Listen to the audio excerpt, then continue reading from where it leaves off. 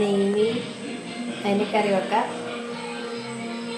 അതിനാവശ്യമായിട്ട് കൊച്ചുള്ളി, വെളുത്തുള്ളി, ഇഞ്ചി, തക്കാളി, പച്ചമുളക്, കറിവേപ്പില ഇതെല്ലാം എടുത്ത് വെച്ചിട്ടുണ്ട്.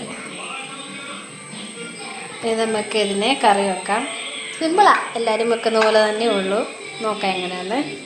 അപ്പം നമ്മുടെ ചട്ടി ചൂടായിട്ടുണ്ട്.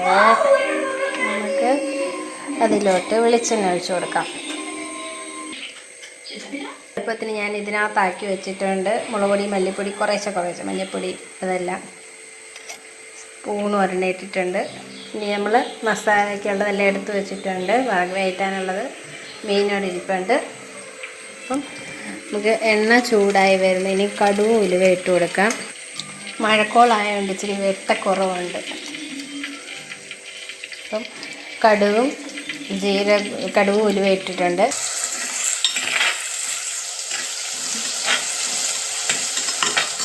അപ്പം നമ്മൾ വെളുത്തുള്ളിയും കൊച്ചുള്ളിയും പച്ചമുളകും കറിവേപ്പില എല്ലാം കൂടെ ഇട്ടിട്ടുണ്ട്. വീഡിയോ ഓണായില്ലായിരുന്നു.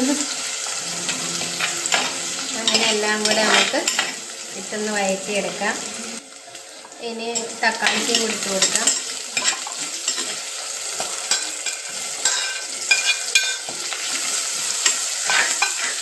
ഉപ്പും കൂടെ ഇട്ട് കൊടുക്കാം. അതിൻ്റെ കൂടെ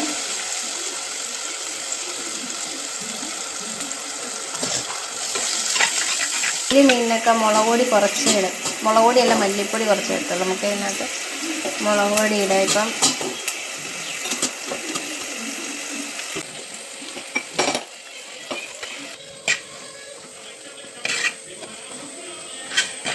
ഇപ്പം നമ്മൾ കുറച്ചെടുത്ത് വെച്ചിരിക്കുന്ന ഈ പുളിയും കൂടി ഇട്ട് ഒഴിച്ചു കൊടുക്കാം. തിളച്ചു നോക്കാം. നമുക്ക് മീൻ കഷ്ണങ്ങൾ പറക്കിയിട്ട് കൊടുക്കാം.